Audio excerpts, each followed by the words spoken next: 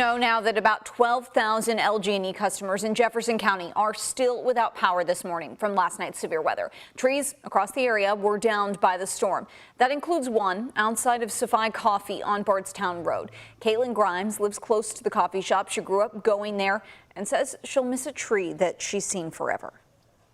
It is really unfortunate and it is really tragic to me to see that this tree, an ancestral tree that has been here for generations, is now fallen. And so I think it's more symbolic than just a physical tree that's down. It's a generational tree. And I think it really speaks to our community, just, rally together, support one another, because we could be that tree. And the storms also hit hard in southeast Jefferson County and Highview. This tree fell on an LMPD officer's cruiser. That officer is expected to be okay. She was working security on Applegate Lane, the same street where the EPA has been assessing 2 homes found with dangerous chemicals. We are told the officer was temporarily trapped in her cruiser. Her head and neck were injured. Police say she was conscious and alert while heading to the hospital, where we now know that she has been released.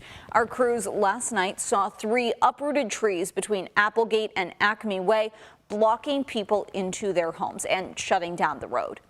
And take a look at this storm damage out of Crescent Hill on Cannons Lane. It's not far from Lexington Road. Sections of 2 large oak trees fell, blocking the road. GMK's Haley Minogue was in the area and shows us some of the damage.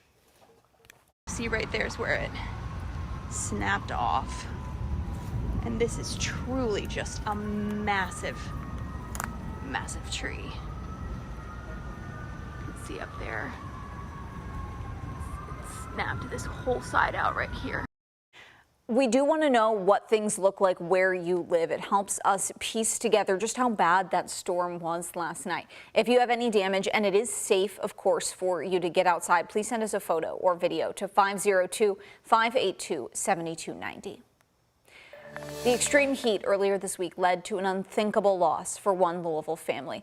The Rukenya family rents a home on South 1st Street and said the AC had been broken for several days. They asked their landlord to fix it, but told us the air conditioner wasn't replaced until Thursday. In an attempt to beat the heat, 17-year-old Christian Rukenya spent several nights in a running car inside the home's garage. Wednesday morning, his little brother found Christian unresponsive and called police, but Christian had died. We reached out to the landlord, but did not hear back. And in Bullitt County, some bus drivers called in sick Friday, saying it was just too hot to drive. A district spokesperson says that forced some students relying on the buses to find another ride to school. The district also said it provided bottled water to bus riders and drivers to help combat the heat. Right now, LMPD is looking for this missing man. 61-year-old Timothy Glenn went missing Friday night around 6:30. He was last seen in the Hazelwood neighborhood on Lentz Avenue wearing a brown button-down shirt and jeans. He suffers from a traumatic brain injury and requires medication for other health issues. LMPD believes he was heading towards South 26th Street. If you see Glenn or know anything, call 911 or 574 LMPD.